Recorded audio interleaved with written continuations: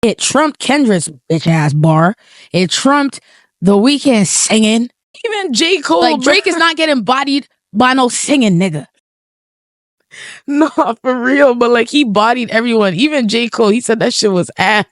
That shit was weak. He said you try to diss. We're not even gonna get into 7-minute drill and might delete later because I have my opinions on that. And I'm not ready to share.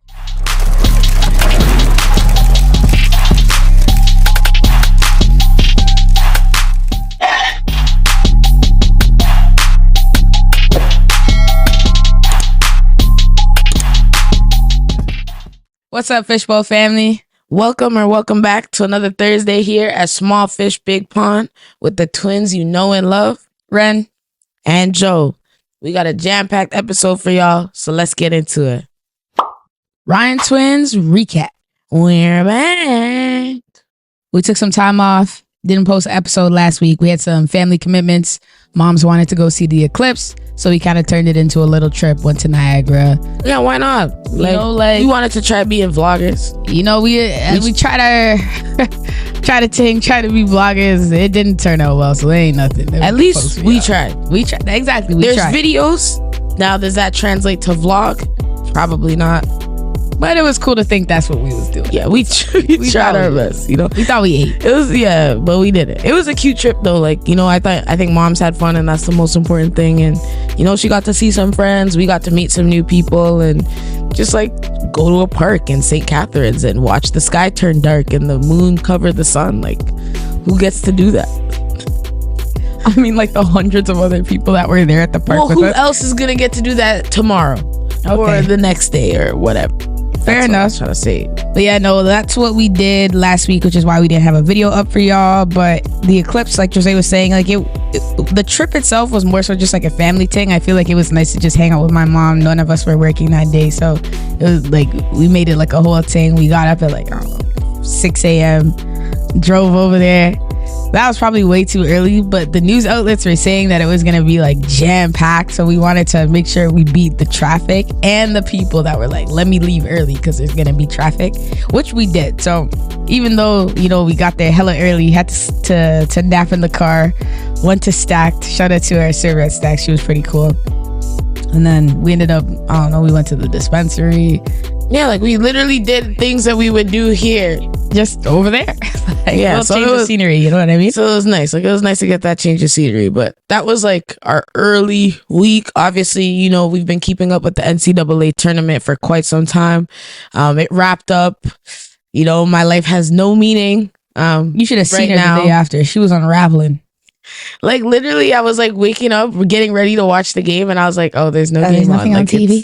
There's nothing for me to watch." Like, I had so much fun watching the tournament, like reading up on everything, and even sharing, like, you know, sharing our knowledge with y'all. And I thought that was really, really fun. But hey, man, like, congrats to Dawn Staley and the South Carolina Gamecocks. The revenge is sweet. Oh, so sweet. Oh, so sweet. Like, congrats to them. Great. We got to see like a lot of rising stars and a lot of shining stars as well too, so I think it's only gonna go up. Like, women's basketball is only going up, so make sure you stay here because we gonna have it all for you for sure. You know, y'all out there that says women's sports is boring, women's sports sucks, this and that, we'll allow you to hop on the bandwagon this one time.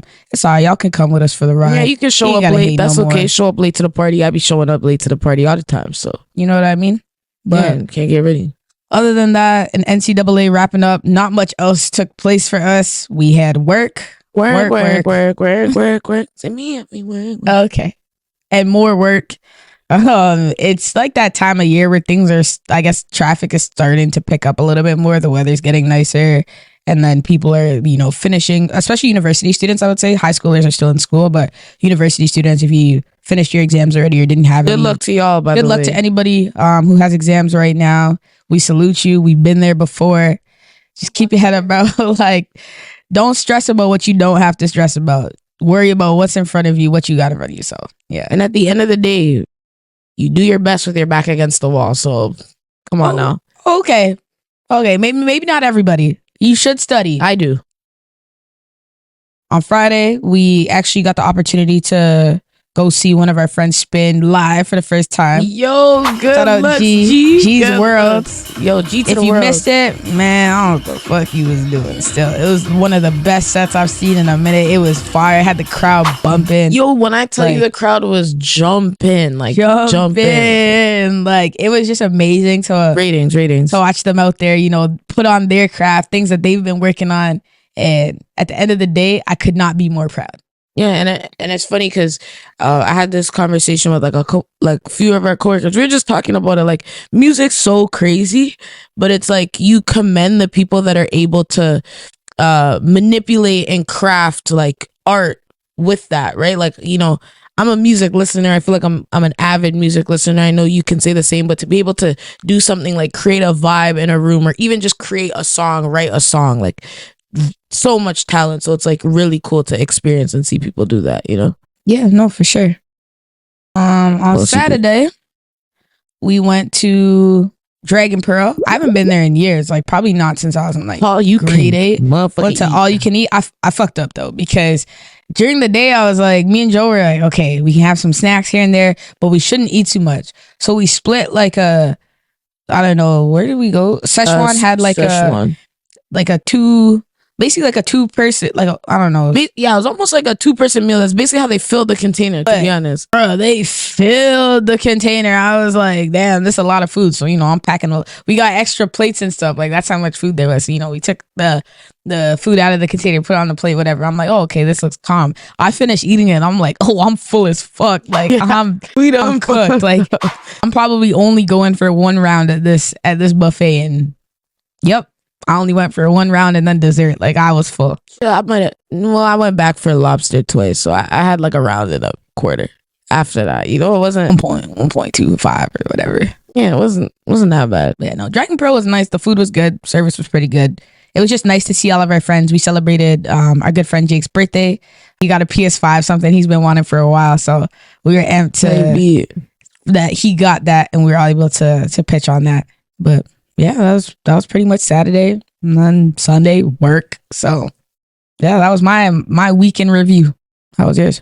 Honestly, I still haven't watched the playbook. I know I said that last episode that I would do that. I'm terrible at like starting shows, watching documentaries. And the thing is, like, I have so many documentaries and things that I like want to watch, and like, you know, just literally like want to play, but then I never give myself the time to do that, or I find other things to do in the moment. But I want to get on that because I've seen so many good reviews. But I did start Kimmy Schmidt, and that show's funny as fuck. I can't lie. Like, I'm a big like comfort show person. Like, I like shows that you could just throw on in the background, and it's like, it could be dry humor, like really wacko stuff going on, but as long as like I laugh, like, you know, I'm gonna throw that on. So like, Superstore's up there for me. The Office is super funny. Even what's that one with Leslie Knope, fam? Parks and Recreation. Like, those are all bangers, you know? So Kimmy Schmidt is like in that category, I feel. So yeah, shout out, I got put on that one for sure. But yeah, what else happened in the week? Went to Guyubi. That shit was fire. I can't even lie. I don't know, bro. Like, that's just how I say it. Like, get off my back. Straight up. But yeah, no, that was fun. I like anything all you can eat. I also like, you know, being able to cook the food. I think that's cool. But also at the same time too, like, if y'all want to cook for me and just put it on my plate, like, I'm cool with that, you know? But yeah, definitely a lot of good eats the last week or so, like couple of weeks. And just, yeah, working, making money, making shmoneys, watching basketball. But yeah, I'm really excited, man. The WNBA season's coming up like so quick. So I'm really excited for that. But yeah, that was really and truly like, that was my week. Not much to it. But yeah, you know, I had a lot of good stuff come out of it. So what? Sure. What do you want to say, Renee? I still think that K-Grill is better than UV. Nah, they have, I feel like, no. Well, the meat just tastes better. Like, no, there's no way. The short ribs and you didn't even get short ribs though. Yeah, but no, I got something. I clicked something and it came, and it was like what I thought was like ribs or pieces of rib or whatever. Anyways, I still think K-Grill tastes so much better, and their chili oil. Oh my days! Like, this the whole combination. I feel like you're just like, more familiar with. No. I've had QB like twice now. But you barely I can confidently say. I can confidently say. K-Girl is much better. Y'all can come for me if you want, but K-Girl will take the cake every time. Okay. Anyways, that's all I wanted to say. Could continue. I'm like, my throat's a little dry. Just box the whole sandwich there. No bad somewhere. Yeah, you take a break. But yeah, okay. Well, that's Renee's hot take.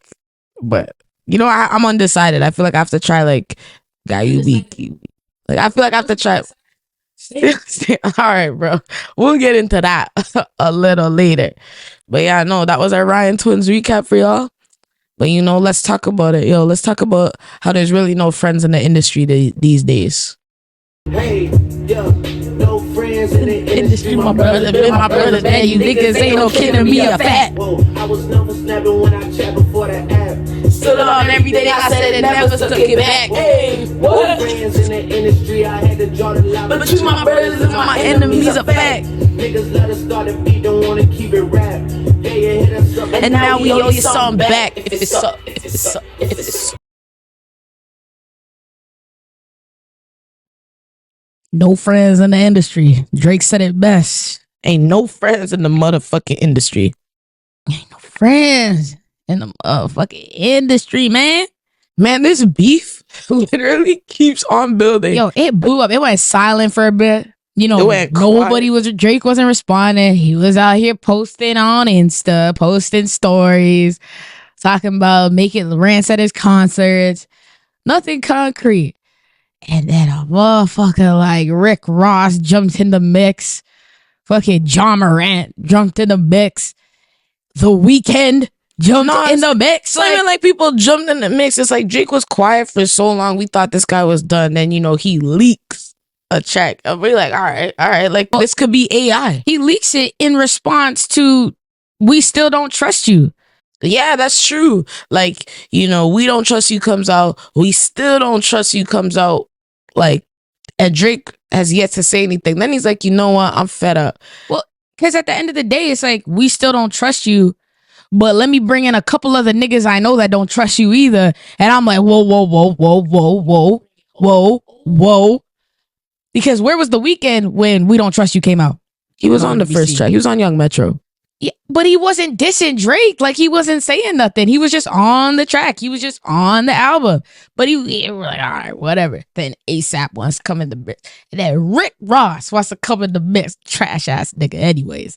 No, but what's crazy to me is like Drake's like people that spoke about Drake being like their day one motherfucker, like giving all respect, all glory, beat of the sixth god, like about their careers to Drake. And it's like you fast forward 10 plus years and these motherfuckers are hopping on a washed ass album to go and roast him. Like, brother, say with it, bruh. Band of Misfits, for real. Band of Misfits. Ooh, brother. Ooh. No, for real. Like, what do you mean? Like, that is just so whack to me. And you know what? That leak ate all of them motherfuckers up. Ate all of them up. That single 4-minute track that at first we thought was AI, but then academics confirmed and a few other sources confirmed, ate them up. It trumped Kendra's bitch ass bar. It trumped The Weeknd singing. Even J. Cole. Like, Drake is not getting bodied by no singing nigga.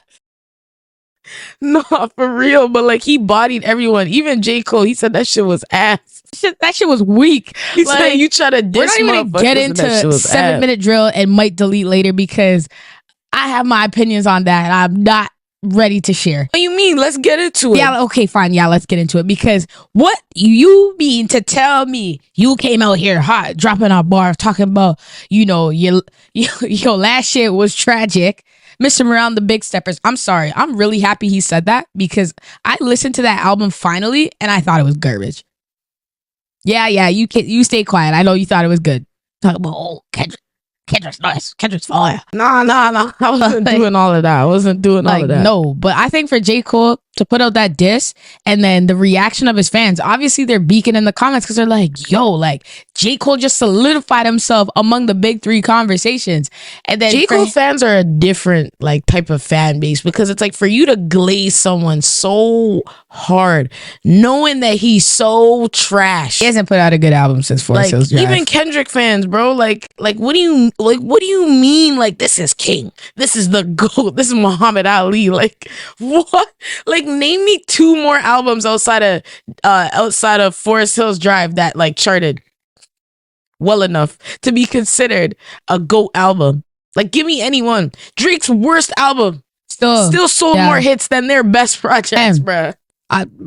No, and I'm not even trying to get on here and glaze Drake, because he can be whack sometimes too, but like let's be so for real. Like everybody coming for him combined doesn't have the hits that he has. No, they don't.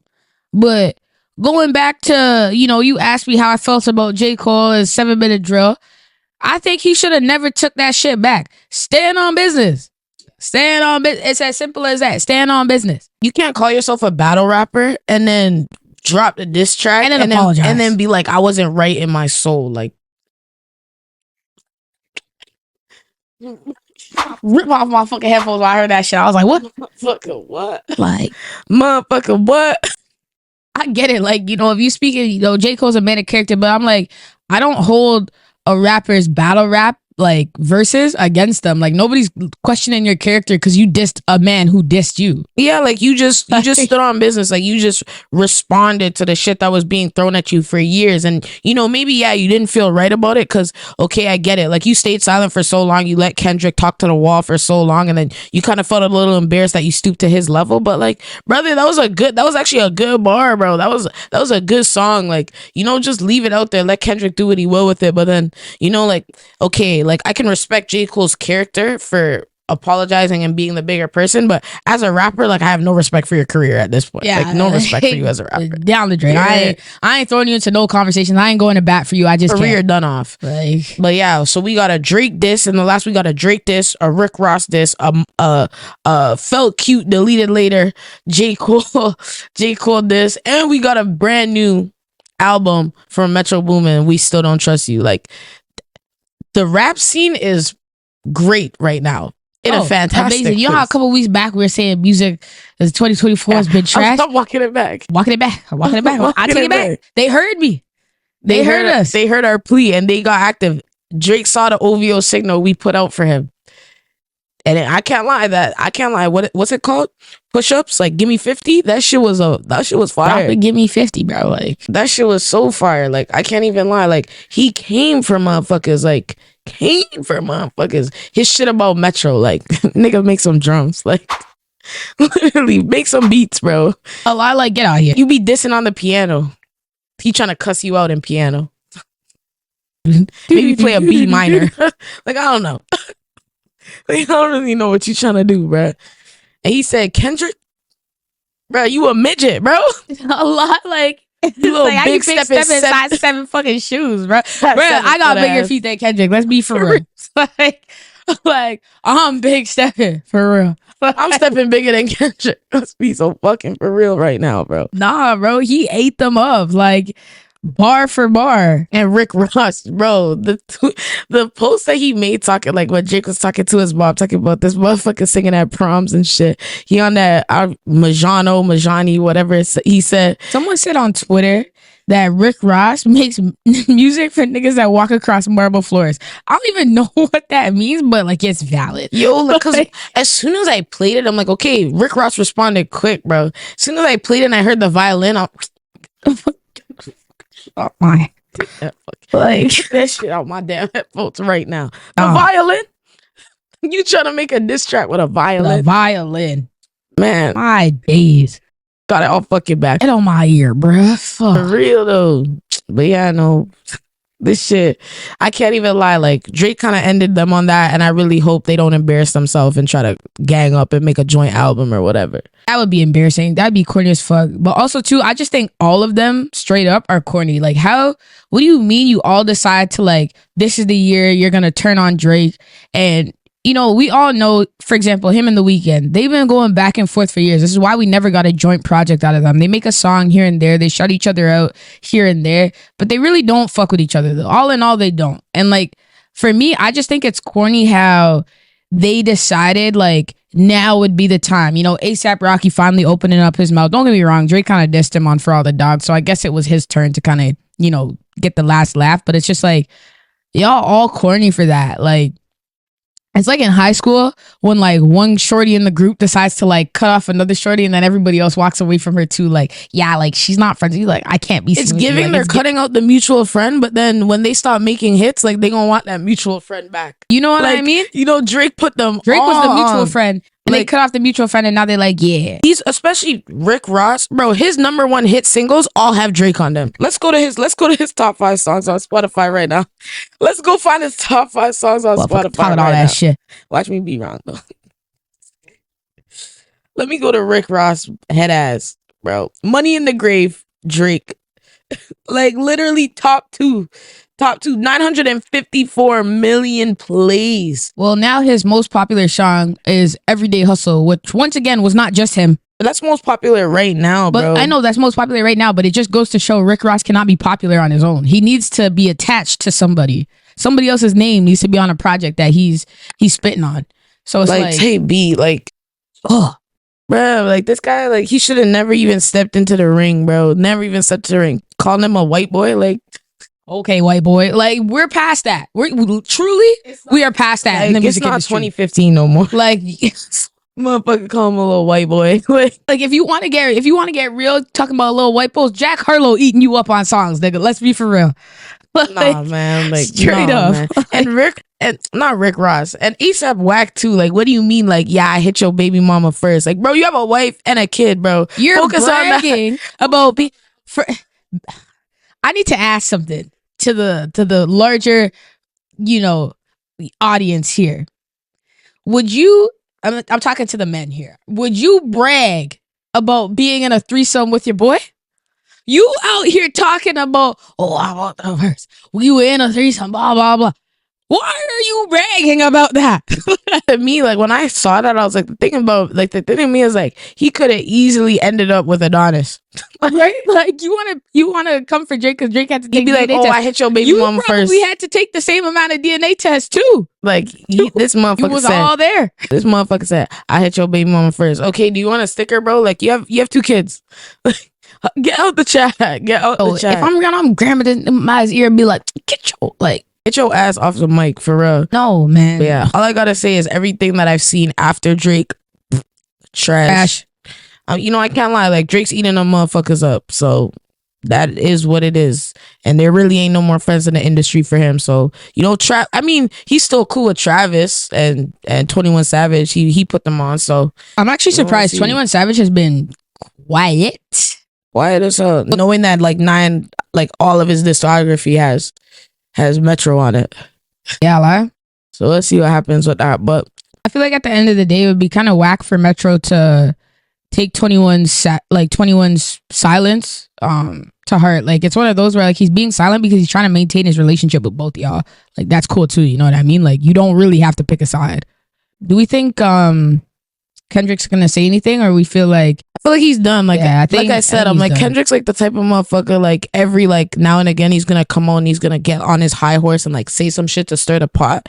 And I don't think he really has anything that he's gonna respond with. Like, I don't really think he has anything. I doubt it. Yeah, I would say the same honestly because it's one of those where it's not like he makes music like that anyway. I mean, Drake said it. Brother puts out albums every like 5 years. I feel like he might say something if he has a show, but. Like he might just make a little speech or a little rant. No, I think that's about it. Yeah, like I don't think he really has. If he does come up with something, we gonna be following that news. But I doubt it. Like I mean, I don't even see where he could insert himself now, bro. Like you got this twice. Yeah, you gotta shut the in a bad way too. Like what a thing. Your last shit was tragic. Your second shit puts people to sleep, but they gassed it. Like even J. Cole, like even though it's deleted now, but J. Cole. Oh no, you can still find it on SoundCloud. Her like you know J. Cole like ate him up with that one too. Like yo second shit put niggas to sleep but they gassed it. Like if someone said that about me, like I'd be like fuck. I'd be like yeah, I'm out of here still. I'm out of here. I'm out of here. So yeah, like I don't know. I seen bear like Twitter's been going off. Like I seen bear shit like talking about John Moran, the only motherfucker Drake called out that's gonna shoot at him. Oh, but you don't want to see Chubbs reach inside a Chanel side bag. Okay. Okay, yeah. Chubbs is the floor general for sure. On those. But yeah, man. Ain't no friends in the industry, bruh. All right, y'all. It's time for the sports recap.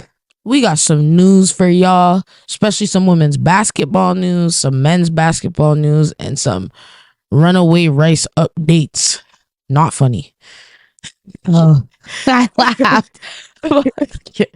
Moving on into All things W. All things W, because you know in the W we be taking W's. And all we do is win, win, win, Win, win. What? The WNBA draft. And I feel like at this point, like I should just mention, we broke yet again another record. When have the women not broke a record this year? I mean, like, yeah, sure, it's because we've been slept on for like hundreds of thousands of years, but you know what? We're here to see it. We're here to witness it. So, record break alert, 2.5 million views. Most ever in the WNBA for the draft. Like, insane. And most ever in the last 7 WNBA drafts combined. So insane. We also beat out the MLB draft last year as well as the NHL draft last year. Like, doubled them. Yeah. More than doubled them, their numbers. As well, this was also the first time where you could actually buy tickets to watch the draft live. It became an entire event, which is absolutely amazing. And guess what? Like everything WNBA, it sold out in like 10 to 15 minutes. There were no tickets left. It was insane. So that just goes to show like that momentum is carrying them into the WNBA. That's what you want to see. So that's fantastic. And you know, people could say, oh, it's a big drop off from the 18 mil that was the finals. Finals are always going to be exciting because there's competition.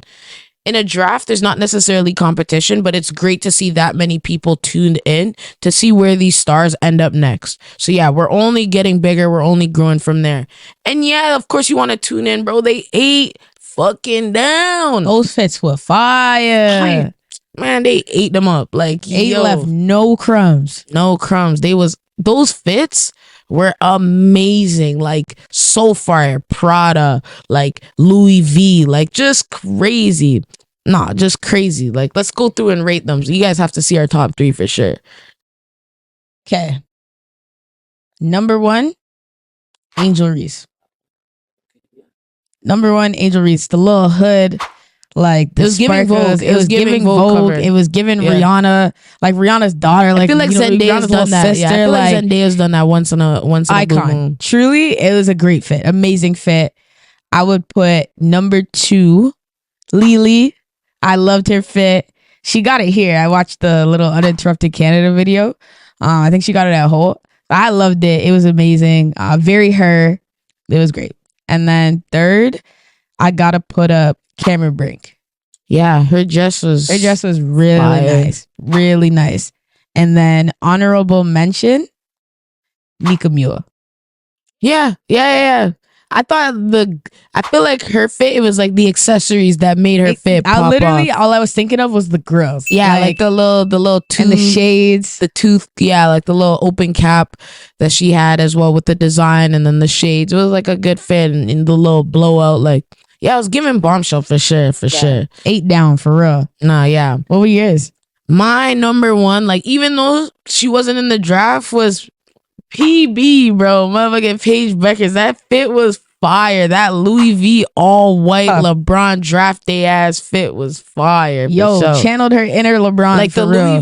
Louis V button up with the vest, the Louis V pants down to the shoes. Like I said, like the only thing I would change is I would have rocked some Fazos. Bruh. Shoot me for being from Scarborough ass shit right there. Literally, I would have worn you some trading out the Louis V's for some Fazos? Yo, because it's something about the Fazos.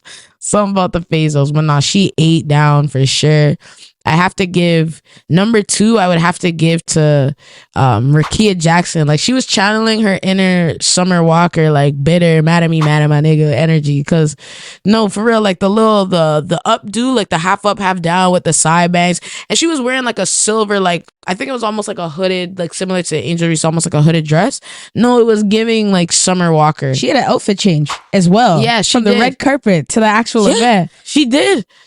So, you know, snaps and claps only. And then I have to say number 3 for sure was Angel Reese. Like, yeah, I love the glitter, the sparkle. It was fire. Like, no, they dressed to the nines. And honorable mention was Caitlin Clark. She was the first athlete, men or women's, to be dressed by Prada at a draft. So yeah, there's a lot of firsts that always go on with women's basketball. So no, it was great to see for sure. No, it was amazing. I loved her fit. Just one little tidbit about it. I just thought it was so her. The one thing that you could tell about all the fits is these athletes got to channel themselves, their personalities. There was no restrictions put on what they could wear. Which, if you guys don't know, the WNBA used to have a dress code. Yeah.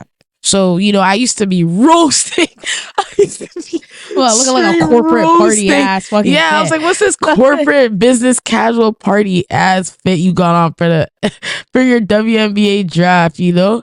So yeah, like now that I know the backstory about how there used to be a dress code, which I think is absolutely ridiculous, but I think now we've come so far as women to feel comfortable expressing ourselves in whatever we want. Even Kathy Engelbert, she ate up with her little fit on at the draft too. She was eating. So yeah, no, I think they've come a long way, and man, we just know how to put it on. That's all 100%.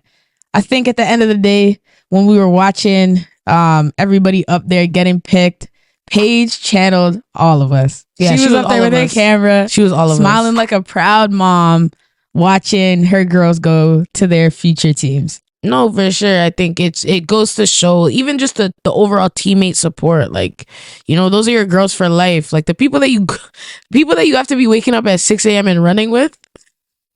Yo, the bond is special. The bond is special for real. So no, like it was such a proud moment watching her. So proud of them. You know, like for real, proud of you because you're proud of me. All right, let's get into the picks. Yeah, let's get into it. We had, drum roll please, CC go number 1, numero uno, to the fever. My Panani. No, the Indiana Fever. The Indiana Fever drafted Caitlin Clark number 1. And I mean, we all knew she was going number 1. There was no way they were going to pass up on the opportunity. But you think about that pairing of Caitlin Clark with Aaliyah Boston. Aaliyah Boston will go down as one of the greatest centers. Like, one of the greatest centers. And Caitlin Clark will go down as one of the greatest guards. So to have that pairing so young into their careers in Indiana, like, yeah, it's going to be crazy to watch, crazy to see for sure. 100%. Cameron Brink went number 2 to the LA Sparks. No surprise there. She's exactly what they needed and so much more. She's been built for the pros. Yeah, been. Curry's her god brother. Like, yeah, the Curry family being her, when the Curry family is your god family, like, and you play basketball, like, yeah, and you outpacing him on the height chart, like, yeah. No, it's great. I'm happy that she stayed close to home. Like, she was able to stay close to home because that's where your fan base is. That's where your support system is. And her legacy is being built. Her legacy is being built. Like, you know, her legacy is being built in the state of California. So that's great for her as well, too. Yeah. We got Camilla, who went 3rd to the Chicago Sky. Great pickup on their part. I think they were playing a little bit of defense there. Yeah. Picking Camilla. You know, you don't want to let her drop too far, drop to a rival. So had she dropped to 4th, the Sparks could have got her and Cameron Brink. Right? So you think they were playing a little bit of defense there, right? They were. And then we could talk about the other picks, but the only one I care about, Lily. Aaliyah Edwards, the Canadian. She went to the Washington Mystics, who Jose and I were quite surprised by the pick, but I would honestly grade it an A. I was looking at the reviews of like what their team needs were and how she would fit, and great pickup for them. Great spot for Aaliyah. And she's also like a combo guard forward. Like, yes, she played forward for Gino with her size, but She also she's quick off the ball. She has a great mid-range, which she's only going to develop further. So she's like a combo guard, forward, wing, wing player, which is to have that versatility and to have pro readiness, like we're going to talk about later on. Like, she played for Team Canada's national team. She's used to the pros and pro level competition. So you think about the mentality that she's going to bring to that Washington Mystics team, and it just makes it the complete package, No, 100%. Yeah, for sure.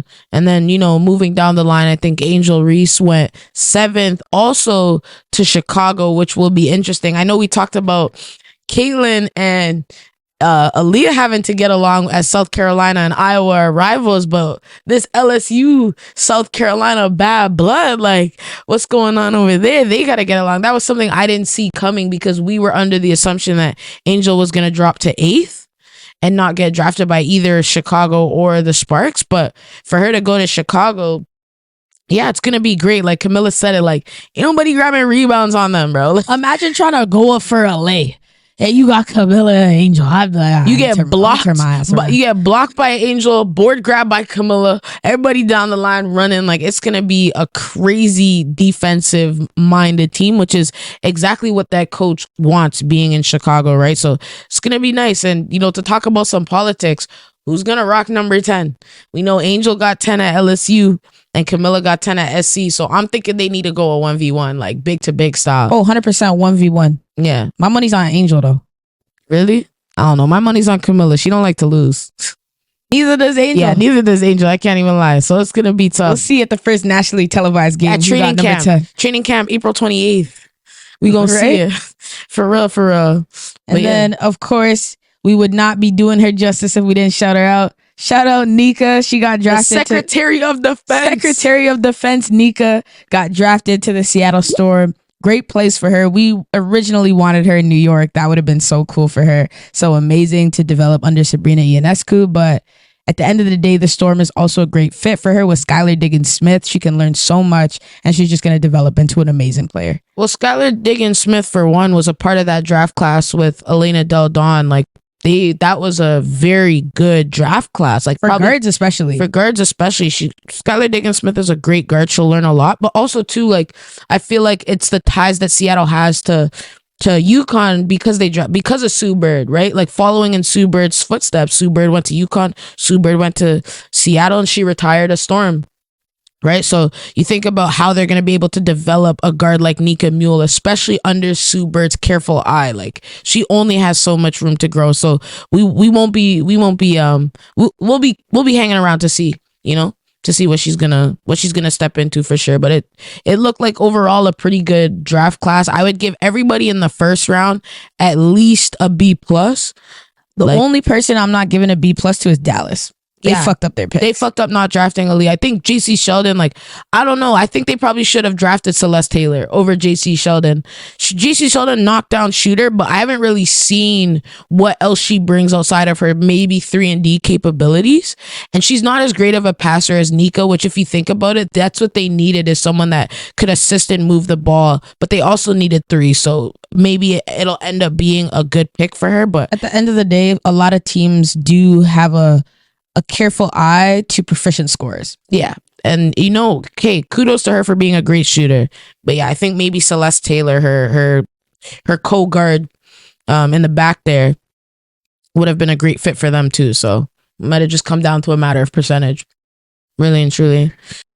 But yeah, no, that begs the question though, as we talk about, how these guards are performing, how these bigs are performing in their collegiate career, and what they're going to, Holly Rowe asked them in the draft, like, what are you going to bring to the WNBA? And I think that's an incredibly difficult question to ask, like a 22-year-old, like fresh off of their collegiate careers, what they're going to bring to their professional team. But it begs the question about that readiness for the pros. Cheryl Swoops, Cheryl Miller, all those Lisa Leslie, all those greats, Dinah Taurasi, have all talked about that. Kelsey Plum, all talked about that big curve that happens when you jump into the pros from your collegiate career. So I kind of want to ask, like, what position would you say has it the hardest? Like, would you say it's the guards that have it the hardest, or would you say it's like the bigs? Honestly, thinking about this question a little bit when we were drafting up, you know, kind of the script for this episode, I originally had thought bigs, but I would argue that it's the guards. I think for one, you have to go up against people like Diana Taurasi, and you have to go up against like Asia Wilson and Brianna Stewart. And I just think about their knowledge and their skill. And for any new guard coming into the league, that is fucking intimidating. Yeah, 100%. Like at the end of the day, as good as you think you are, there are so many people that you are playing against that are that much like better, but then also more the IQ and more experienced. So I feel like guards will have the biggest adjustment going up against players like that. Their responsibilities are like The responsibility is a hell of a lot, especially if you're going to be one of those guards, probably like Rickea Jackson, who's going to be leading an offense. Like that was the sole intention of drafting you. I think for sure it's gonna be a big adjustment. their welcome to the league moments are gonna go crazy on Sports Illustrated. I'm looking out for those Sports highlights. Center, yeah. But yeah, that's my take on it. Who do you feel has has it the hardest? Honestly, I second your point. I think the guards having the most responsibility to be the facilitator. It's hard to facilitate an offense. Like for all the guards out there that are watching this, it's hard to facilitate an offense. You have to see the floor, every part of the floor. You have to know how every position plays. And no one's saying that bigs don't have that perspective, but there's a reason the guard is at the top of the floor. They have the most awareness of what's going on around them, and they're the most responsible for what's going on around them as well too. It's not just what you do on the court, it's also how you lead your team and practice and all that kind of stuff. So it's a lot of responsibility, and I think it's going to be a huge curve, but I also think they have great support, great resources, great mentors to learn from. They're also great players. They'll adjust quickly. They'll adjust very quickly. Like it's not a matter of if, it's a matter of when they get over that rookie hump and they actually start to be the pros that we know they're going to be for sure. Yeah. All right, some quick transfer portal news for you guys, because as we know, out with the old, in with the new. So we got HVL out of LSU. She's looking for a new home, looking probably to play somewhere that's going to elevate her career. She's in her last year of eligibility. She kind of had a lackluster season at LSU, drop off in numbers. And she just wants to get back to being the player that she knows she is. And honestly, she grew up being mentored by Kobe. I'm not worried about where she's going to end up for sure. Yeah. You also have Kiki Iriafen, Regan Beers. You have Georgia Amora, which you were telling me about. She followed her coach to Kentucky. So she's out of not Virginia Tech. Yeah, Virginia Tech. Okay. Well, they also just lost Elizabeth Kitley as well to the draft too, so they're probably going to be in some level of rebuild, and she just wants to go to a team that it's gonna win. That's what you want in your final year. Usually is everybody wants to win and do well, right? So you got to think about that. Also, too, like for Kiki Iriafen as well, Tara Vanderveer announced her retirement a couple weeks ago, right? So, that's the all-time most winningest coach, the standard of excellence that she brought to Stanford. To lose that is going to be a hole in Stanford's legacy for sure. I mean, the assistant coach has been coaching under Vanderveer for 22 years, but they're not the same. They're similar, but they're not the same. They're going to bring different things. Yeah. And I think for Kiki, being in the transfer portal doesn't mean you're not going to end up playing for that school come the fall, but maybe she just wants to see what's out there for her, right? So you got to think about it like that. Moving on to the men's basketball side of things. It is with great sadness that we officially see the end of Lob City forever. Blake Griffin has announced his retirement. Yeah, man. I mean, I remember it was not safe to stand under a net between 2014 and 2017. It was not safe to be caught under a basketball net during those times, especially if you've watched any Clippers game within that 3 to 4 year span. So yeah, it's sad to see him go, but hey, he was great for the time that he was playing, and I appreciate the years that I got to watch him play. No, for sure. He will go down as probably having the most highlight dunks in history. 100%. John Morant could never. Blake walked so Ja could run. 100%. Straight up. We love healthy NBA season. Shout out to Chet. He played his first 82 game season, beating the injury prone allegations for this year. Well, I mean, you think about a season ago, he played 0. So to go from 0 to 82. Full 82? That just credit to the staff. Your favorite player ain't doing that. Yeah, especially if they're LeBron or Kawhi or AD or Paul George. Anthony Davis support. Well, no. Speaking of Anthony Davis, he had a career high 76. I feel like it's kind of sad that he's never played a full 82 games in his entire career, but I also think that that's a huge accomplishment for him as now a veteran to be playing more games as a veteran than he did when he was younger. Like, that's just credit to like the work that he's putting in to be healthy. It's tough. It's tough. Yeah, no, for sure. The NBA playoff starts this Saturday. The play-in is done. The play-in is done, wrapped up. Sacramento sent the Warriors packing. The big three is missing the playoffs. Like, the Warriors are missing the playoffs for the first time in 14 years. That's insane. It's gonna happen though. Like, that's just the way the cookie crumbles. You're gonna fall off the mountain at some point. And when Klay Thompson doesn't put up a single point, there's not much hope. How you call yourself a splash brother and scores 0 points in a must-win game? Like, Draymond Green doing that, I'm not looking at him funny. But yeah, I mean, the Warriors were a joke all season. Like, there's no way they should have. There was no way they were gonna turn it around in time. No way they were gonna turn it around in time. And that's just the way it is. So yeah, you have a Nuggets. What? You have a Nuggets Lakers first round? Yeah, Lakers beat New Orleans. So Nuggets Lakers first round, and Nuggets will be getting a first round exit. No. Yes. No, they won't. Yeah, they will. That's enough. No, they won't.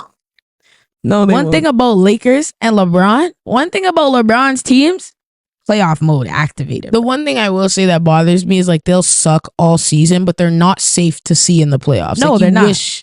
You wish you didn't see them, even though they suck. Yeah, anyway, that's just your favorite team wishes they could be LeBron and the Lakers. Well, not you specifically, because we both have the same favorite team, but anyways. Yeah, speaking of our favorite team, the Celtics are going to win the finals, and that's just a fact. And I already have my money down, so nobody come for me. Yep. The only people that I would love to see... No one's beating them in a 7-game series, except the Knicks. The Knicks would like the Eastern Conference Finals will be interesting. Unless, I don't know, I have to look at the playoff picture to see who's playing who. Because if it ends up being a Knicks Celtics Eastern Conference Finals, I'll be sweating. Like, I'll be stressed. Like, going up against JB? No. Yo, dog. Ruff. But yeah, that's pretty much it on the ball side of things. A little update here for you guys on Runaway Rashi. He did turn himself into police within the last couple of weeks, and he did get the charges. He's facing what, like 8 charges? Like, all of that stuff's been handed down, but we just kind of have a couple updates on. Yeah, just like some of the logistics here, some things to clarify. He is being sued on top of the 8 other charges for $1 million by 2 of the victims in the crash. This was obtained in an affidavit. One of the victims sustained serious bodily injury. So at the time, like, a few of the victims were hospitalized with injuries, but it wasn't known the severity of them. The reports have come back, and for one victim, they will have to live with disabilities for the near future. I'm not sure. It didn't say anything in relation to long term. Should any of these disabilities range to long term and become permanent, Rashi's probably in a really very different situation than he is right now. But essentially, because the injuries have been deemed serious, this increases his minimum sentence should he be getting any jail time. So at the end of the day, if he gets jail time, I think it'll be deserved. Unfortunately, he made a very stupid decision in broad daylight to race a Lamborghini through traffic, and it ended up hurting people and their families and their livelihoods. So I mean, yeah, it's gonna change those families' lives for life, forever. Like, you think about it, like, you know, I've been in fender benders, and it's a scary thing to think about, putting it, like, being injured to the point where you will have limited abilities for the rest of your life. Yeah, it's tough. It's a tough thing to live with, for sure. It sucks, but at the end of the day, like I said, he will get what he deserves, and he needs to be held accountable. 100%. Well, that wraps up episode 6 of Small Fish Big Pond. If you liked it, hit that thumbs up button and give it a share. If you loved it, hit subscribe and the little bell to get notified of future posts. Peace.